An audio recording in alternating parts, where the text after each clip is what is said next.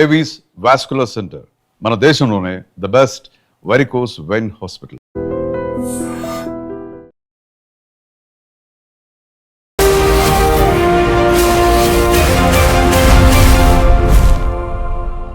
నమస్తే, welcome to I dream social spotlight with కవిత.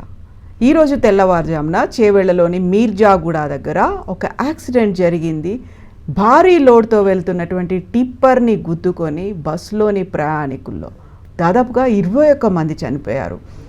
పదే పదే అక్కడ రోడ్డు మార్చాలి, సరికొత్తగా రోడ్డుని పెంచాలి అని విజ్ఞాపనలు వస్తున్నప్పటికీ కూడా పర్యావరణాన్ని దృష్టిలో పెట్టుకొని అక్కడ ఉన్నటువంటి చెట్లని తొలగించకూడదు అని ఆందోళనలు కూడా జరిగాయి. ఆ నేపథ్యంలో ఏళ్ల తరబడి ఆ అభివృద్ధి కార్యక్రమాలు కావచ్చు, లేకుంటే రోడ్డు విస్తరణ అనేది ఆగిపోయింది. నిజంగా రోడ్డు విస్తరణ జరిగి ఉంటే ఈరోజు ఈ ప్రమాదం జరగకపోయేది అనేటువంటి వాదన, డిమాండ్ మరొకసారి వినిపించింది. మొత్తం ఎపిసోడ్లో తప్పు ఎవరిది కనిపిస్తోంది, ఎక్కడ లోపం ఉంది? మనతో పాటుగా ఉన్నారు సోషల్ యాక్టివిస్ట్ కృష్ణకుమారి గారు. అమ్మ నమస్తే. మనం ఒక కరెక్ట్గా 10 days బ్యాక్ చూసాము కర్నూలులో జరిగినటువంటి బస్సు ప్రమాదం. అక్కడ అగ్ని ప్రమాదం జరిగింది, ఇక్కడేమో యాక్సిడెంట్ జరిగింది. ప్రయాణికులకు ఎవరికీ తెలియదు ఏం జరుగుతుంది అనేది తెలియదు. వాళ్ళ ప్రాణాలు బస్సులో అయితే సురక్షితంగా ఉంటాయని వెళ్తున్నారు. అనుకునే యాక్సిడెంట్లో మొన్న 19 మంది, ఈరోజు 21 మంది. మిగతా వాళ్ళ పరిస్థితి ఏంటి, చాలా సీరియస్గా ఉంది అనేది. ఎవరిది లోపం ఉంది అనుకుంటున్నారా? మాకు రోడ్డు విస్తరణ కావాలి, మాకు రోడ్డు ప్రమాదాలు జరుగుతున్నాయి, రోడ్డు మలుపులు ఉన్నాయి, ఇక్కడ ఇదొద్దు, మమ్మల్ని కూడా నేషనల్ హైవే ఉంది కాబట్టి కన్సిడర్ చెయ్యండి అని డిమాండ్స్ ఉన్నాయి. పట్టించుకోవట్లేదు. సో ఈరోజు మళ్ళీ ఒకసారి ఇంకొక ప్రమాదం గతంలో జరిగినట్టుగానే మళ్ళీ జరిగింది, కాకుండా ఈసారి నెంబర్ ఎక్కువ ఉంది, అంతే తేడా. అది మనకి స్టేట్ హైవే అండి, బీజాపూర్ వెళ్తుంది, కర్ణాటకకి కనెక్ట్ అయ్యే రోడ్డు ఇది. అయితే ఆ రోడ్డు చాలా సన్నగా ఉండేది, ఇంతకుముందు ఇంకా సన్నగా ఉండేది. ఒక 25-26 సంవత్సరాల క్రితం, అంటే 25 సంవత్సరాల క్రితమే, 98-99లో ఆ రోడ్లో నేను ఎక్కువ ట్రావెల్ చేసేదాన్ని. అప్పుడు మర్రి చెట్లు, అటు మర్రి చెట్లు ఇటు మర్రి చెట్లు కలిసిపోయి ఉండేవి అనమాట. కలిసిపోయి అసలు రోడ్డు మీద ఎండ ఉండేది కాదు, అంత బాగుండేది. ఆ హైవేని చూడాలంటే రామ్ గోపాల్ వర్మ దెయ్యం సినిమాలో చూస్తే మనకి ఇంకా బాగా ఆ హైవేని మనం గుర్తుపడతాం. సరే, అయితే ఆ రోడ్డు సన్నగా ఉంది, ట్రాఫిక్ పెరిగింది కాబట్టి అది డబల్ రోడ్ అయింది. ఈ డబల్ రోడ్ని అంటే 4 lanes చెయ్యాలి లెక్క. అయితే 4 lanes చాలా దూరం నుంచి చేసుకుంటూ వస్తూ ఉన్న ఈ పరిస్థితుల్లో ఈ ఏరియాలో చెట్లున్నాయి అని ఆగేదానికంటే కూడా చెట్లుని వాళ్ళు ఎవరు లక్ష్య పెట్టట్లా.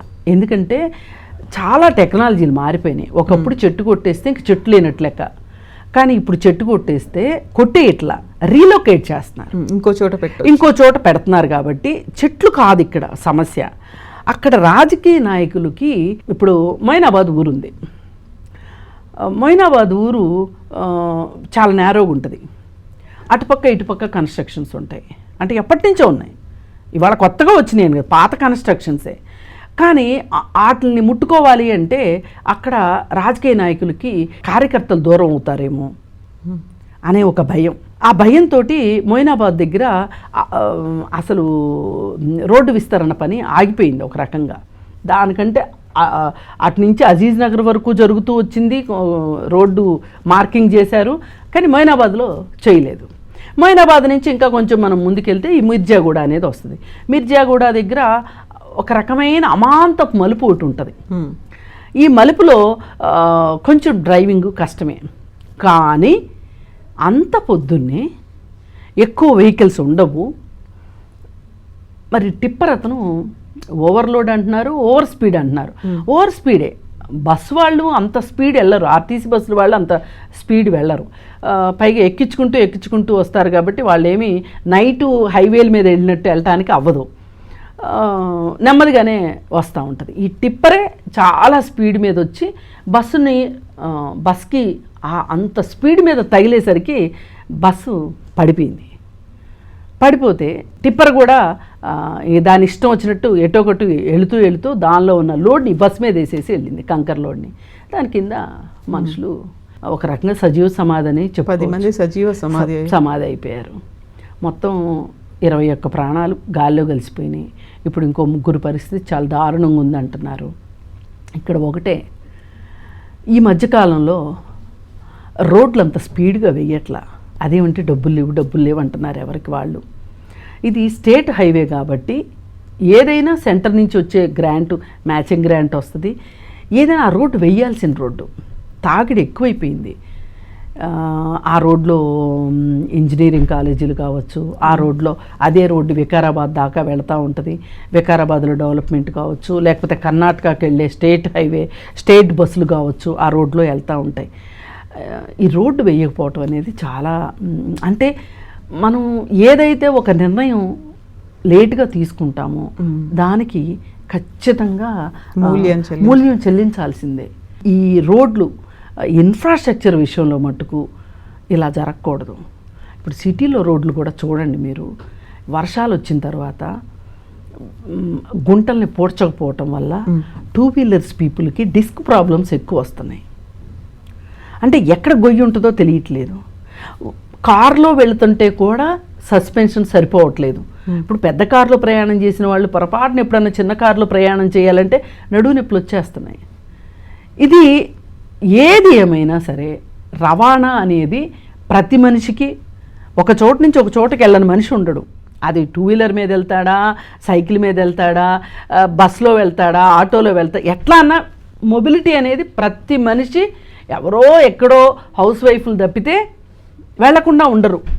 మరి అలాంటప్పుడు అంత అత్యవసరమైన విషయం అయినప్పుడు ఈ విషయంలో ఎందుకు జాగ్రత్త తీసుకోవట్లేదు పరిపాలించేవాళ్ళు అనేది చూసుకుంటే గనక ఆ రోడ్డు అలసత్వానికి మట్టుకు ఒకప్పుడు విజయవాడ హైవేలో వినేవాళ్ళం ఇట్లాంటి యాక్సిడెంట్లు. అవును.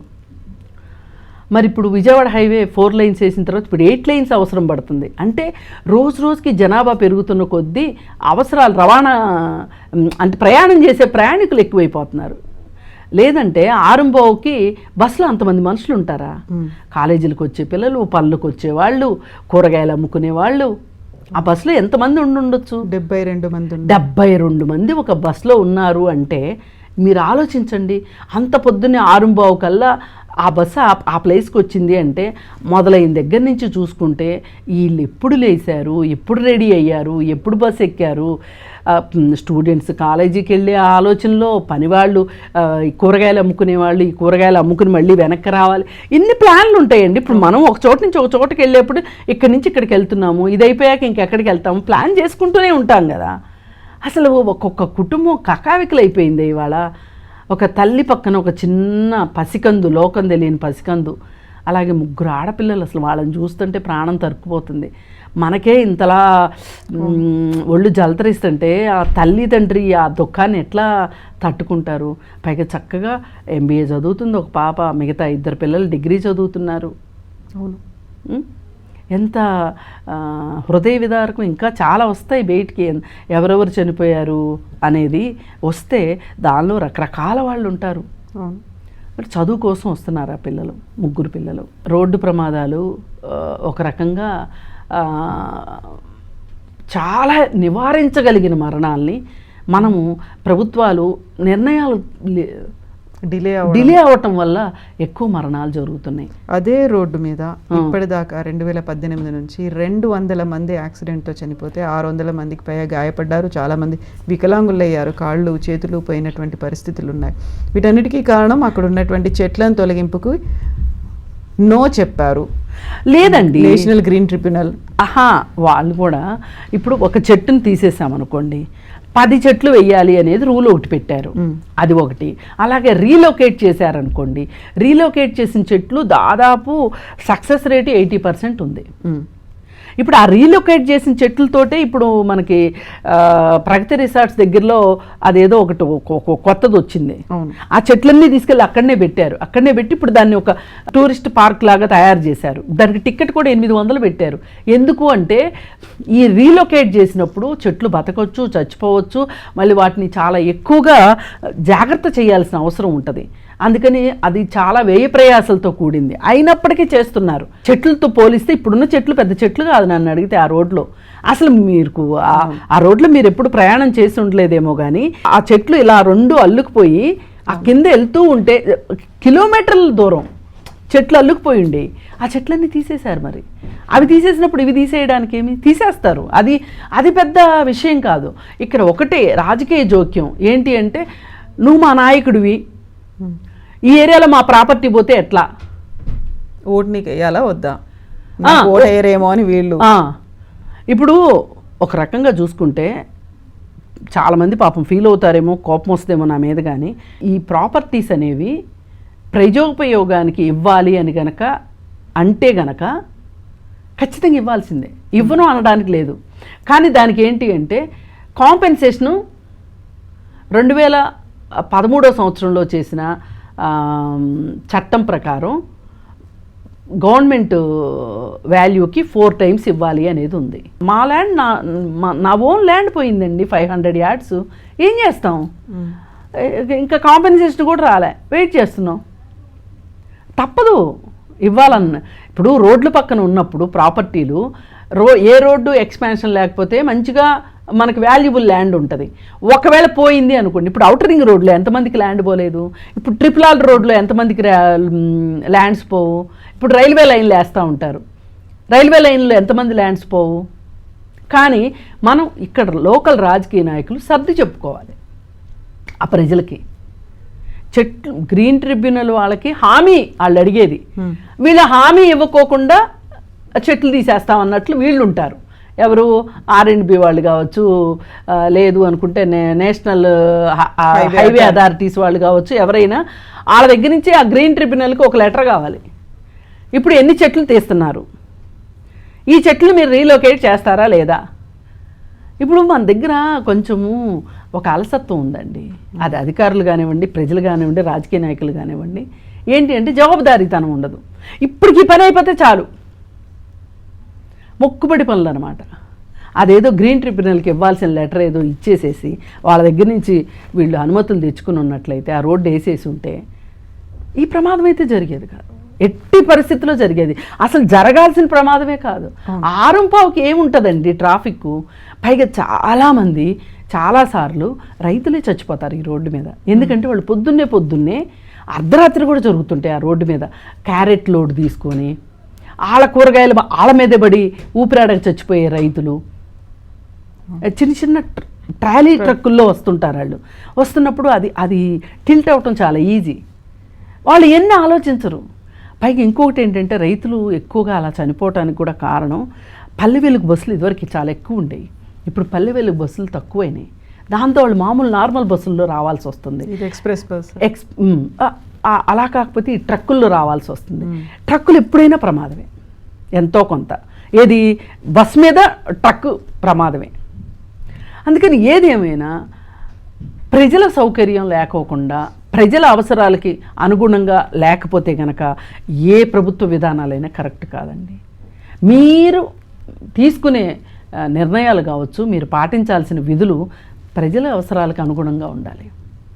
అంతేగాని రాజకీయ నాయకుల అవసరాలకు అనుగుణంగానో, అక్కడ స్థల యజమానుల ఇష్టాలతోటో, లేదు గ్రీన్ ట్రిబ్యునల్కి సరైన సమాధానం చెప్పుకోలేకో పనులు ఆగడం మట్టు కరెక్ట్ కాదు. ఎస్ అమ్మా, చూద్దాం. థ్యాంక్ యూ సో మచ్ అమ్మా. Thank you.